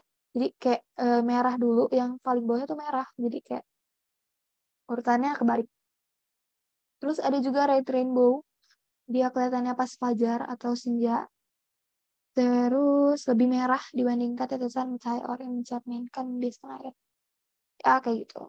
Terus ada pop bows. Pop bows itu tuh eh, jarang terlihat pada pelangi biasa karena parameter tertentu yang harus disesuaikan untuk menciptakan mereka. Misalnya sumber cahaya harus berada di belakang. Kayak ini jarang, tapi eh, ciri khas dari pokbow ini dia tuh ada fognya, ada kabutnya gitu, kabut yang tebal nih kan. Terus waterfall rainbow ini karena eh, udara konstan atmosfer terus-menerus terlepas dari cuaca. Hal ini membuat foto air terjun yang sangat baik untuk pelangi. Terus ada juga fire kayak gini. Nah, ini itu circum horizontal arc. Fenomena ini hanya dilihat dengan kondisi spesifik tertentu, awan cirrus. Awan cirrus itu awan yang eh, isinya kristal es. Dia itu ada di paling atas yang bertindak seperti prisma, harus setidaknya berada di ketinggian 20.000 kaki. Dan matahari harus menyorot ketika mereka berada di ketinggian 58 sampai 68 derajat. Rainbow fire tidak pernah terlihat di lokasi lebih dari 55 derajat atau selatan. Terus ada juga moonbows, cantik banget. Itu adalah mitra untuk pelangi lunar. Mereka juga jauh lebih sulit terlihat karena badai hujan. Harus berlalu dan idealnya bulan purnama yang terang tidak terhalang oleh awan. Terus halo tuh yang kayak gini.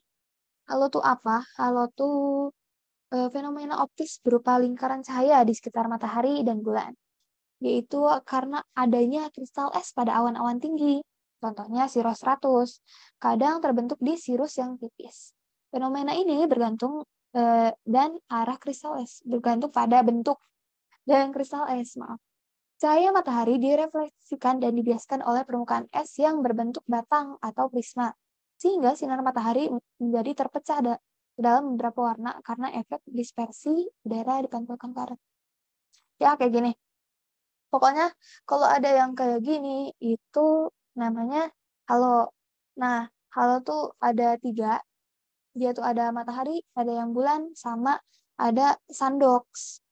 Sundox tuh yang ininya lebih apa bagian kanan sama kirinya lebih itu lebih terang daripada semuanya. Kalau ini kan normal biasa lingkaran ya, tapi dia di matahari. Kalau ini normal biasa tapi di bulan. Jadi si halo ini sering kok kelihatan. Jadi kalau misalnya lagi malam-malam lagi lewat keluar mungkin bisa lihat halo. Gue juga pernah lihat halo malam-malam siang-siang pernah. Nah, kalau yang sandok ini lebih rendah di langit ya. Oh, terus menembus kumpulan lempeng es kristal heksagonal. Nah, ini nih, ya, ini ya. Kayak aku pernah dapat soal yang kayak nanyain kalau misalnya dia dengan sudut minimum 22 derajat itu tuh halo apa gitu. Terus aku nggak tahu. Itu halo yang dok ya. Dah. Terus ada namanya Fata Morgana. Itu tuh terjadi di sekitar biasanya di sekitar udara yang panas. baik itu panas terkena sinar matahari. Itu berapa proses alam. Ya gitulah pokoknya, jarang keluar. Nah, ini aurora. Ini menyebabkan pancaran cahaya yang menyala-nyala. Nah, bisa terjadi aurora itu karena adanya medan magnetik bumi. Kalau ingat, ya gitu. Oke, terus dua gas ini nih, di sekitar kutub utara dan kutub selatan. Terus yang di sebelah utara dinamakan aurora borealis. Terus terjadi pas September dan Oktober dan Maret dan April. Fenomena aurora di kutub selatan dikenal dengan australis. Jadi kalau yang utara borealis, kalau misalnya selatan australis. Terus dua gas utama yang ada di pembentukan cahaya aurora itu tuh yang pertama ada oksigen dan nitrogen. Terus tadi eh, mau lihat hail. Nah, hail tuh ini. Tuh. Jadi kenapa bisa ada hail? Hail tuh terbentuk kalau misalnya ada namanya awan cumulonimbus dengan eh, updraft dan downdraftnya tuh tinggi banget. Jadi kan misalnya harusnya eh, ini harusnya ada dibahas sih di thunderstorm pokoknya di pertemuan kemarin eh, bisa kebentuk thunderstorm itu karena putaran yang di sini tuh kan kenceng banget gitu kan. Akhirnya dia naiklah ke atas. Jadi kayak awalnya begini terus terus jadi kayak wih gitu. Jadi dia naik ke atas. Nah, di perputaran dalam ini itu tuh kebentuk es-esnya itu terus-terusan berputar. Nah, kenapa bisa ada hail yang sebesar ini? Yang kayak besar-besar kayak gini itu terjadi karena es-es yang kecil-kecil kayak gini itu tuh terus-terusan berputar menjadi es yang sangat besar. Nah, pas dia besarnya udah lebih besar daripada kekuatan putaran si awan ini, dia tuh bakal jatuh. Nah, yang si jatuh ini dinamakan hail. Tuh besarnya sebola pingpong lah ya. Nah, di beberapa tempat, nah ini dia di beberapa tempat fail itu sangat amat merugikan karena ya ini bakal ngerusak beberapa inilah ya mobil tuh sering banget. Tapi di Indonesia ya enggak lah ya karena kita tropis. Terus aku pengen nunjukin apa ya? Emang belum diajarin juga ya freezing rain gitu udah diajarin belum?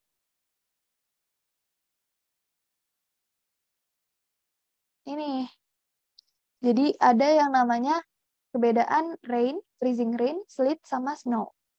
Jadi kalau misalnya rain itu dia itu sebenarnya kan dari awan itu kalau ngeluarin hujan tuh dia pasti ngeluarin kristal es dulu. Nah tapi karena adanya cahaya matahari itu dia tuh jadinya mencair jadi eh, hujan biasa. Nah kalau freezing rain itu dia itu kena cahaya matahari dia nge- apa namanya apa namanya kalau dari dingin mencair, terus dia ngedingin lagi. Jadi di bawahnya bentuk freezing rain. Jadi kalau misalnya pernah ngelihat di kartun-kartun gitu ya, kayak ada ranting, terus kayak dia ada beku-beku-beku. Nah itu tuh bisa dibilangnya itu kayak freezing rain gitu. Selit itu apa? Selit tuh yang kayak gini. Dia bakal jadi bulat-bulat gitu. Oke. Nah kalau snow dia lebih halus dibandingkan si selit. Tuh, nih, tuh kayak gini. Ini freezing rain. Oke, itu tadi. Terus aku pengen ngasih materi ini satu lagi. Pernah dengar iso-isoan nggak, Kak? Isobar. Isobar itu kan garis dengan tekanan yang sama, gitu. Atau isohum. Kayak kalian pernah ngerjain soal nggak sih yang kayak gitu, yang kayak kalian tuh nggak tahu itu tuh apa. Eh, Jadi aku pengen ngejelasin, jadi di meteorologi itu ada yang namanya isoplet. Isoplet itu garis kontur dengan sesuatu yang jenisnya sama. Nah, kalau misalnya di tekanan udara ada yang namanya isobar. Isobar itu garis yang menghubungkan tempat-tempat dengan tekanan yang sama. Jadi isobar itu tekanan, isoter itu densitas atmosfer yang sama, isoheat atau isohieps itu geopotensial. Terus kalau di temperatur itu ada isoterm, temperatur yang sama, isogeoterm itu temperatur udara tahunan yang sama, isochain itu eh, temperatur udara rata-rata pada musim dingin yang sama, isohel radiasi matahari yang sama. Terus ada presipitasi isoheat atau getal garis presipitasi atau curah hujan atau curah salju yang sama. Isohum itu titik embun, isonep sukan awan, isochalage frekuensi hujan atau hailstorm. Isobron itu tempat-tempat yang mengalami fase awan badai yang sama. Terus kalau di angin itu ada isotouch, kecepatan angin yang sama, isogon, arah angin yang sama. Terus pembekuan atau pencairan. Ada isopektik, itu tuh tempat yang membeku. Ada tanggal yang sama, ini yang jarang keluar nih pasti. Isotouch, ini sering. Tempat yang mulai mencair pada tanggal yang sama. Terus ada lingkungan hidup, yaitu isoflat. Untuk garis-garis, untuk tempat yang menerima hujan asam yang sama. Itu, jadi kayak di meteorologi ada yang kayak suatu garis, kayak garis kayak gini, itu tuh bisa jadi nunjukin kalau misalnya dia itu tekanannya sama. Nah, itu disebut dengan isobar. Kalau misalnya temperaturnya sama, isotherm gitu. Ini dulu aku pernah ngerjain soal terus kayak keluar gitu yang aku bingung gitu, misalnya kayak isoheat. Baru pertama kali ya aku dengar isoheat itu apa. Kalau misalnya isotherm masih bisa dilogikain gitu temperatur. Kalau isoheat kan kayak kita nggak tahu ya. Jadi ini aku tambahin materi gitu. Dah, hari ini segitu aja. Ada yang mau ditanyain dulu dari hari ini?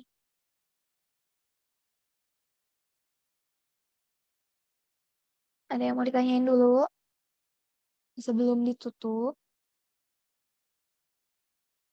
Boleh.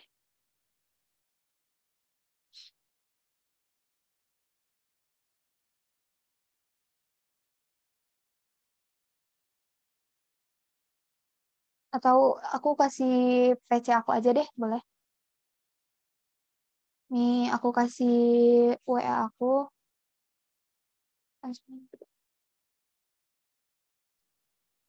Eh, lain juga boleh.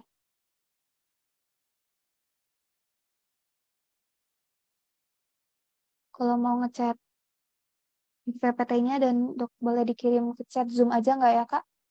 Eh, nanti aku kasih linknya ke ini, apa namanya, ke Pakum. Atau mau sekarang, tapi belum aku pindahin ke Google Form. Google Form, Google Docs. Terus IG juga boleh. Nih kalau mau tanya-tanya soal ke PC aku, nih, kenalin diri, dari mana, terus boleh nanya soal, nanya materi, ya. Atau gimana ya? Nanti aja deh aku kirim ke Pakum ya. Nggak bisa sekarang soalnya harus nunggu dulu. Oke, dah. Kalau gitu, makasih banyak deh. Sih. Oke, email boleh, boleh. Ke IG juga boleh. Dari Pakumnya emang belum keluar ya? Atau gimana? Boleh nanti kalau ada yang mau minta PC doknya. Tapi sebenarnya aku kasih ke Pakum sih. Kalau kalau mau di PC-in juga nggak apa-apa, boleh. Ntar DM aku aja. Oke, kalau gitu aku cukupkan dulu ya hari ini. Mari kita tutup dengan membaca doa. Doa dimulai.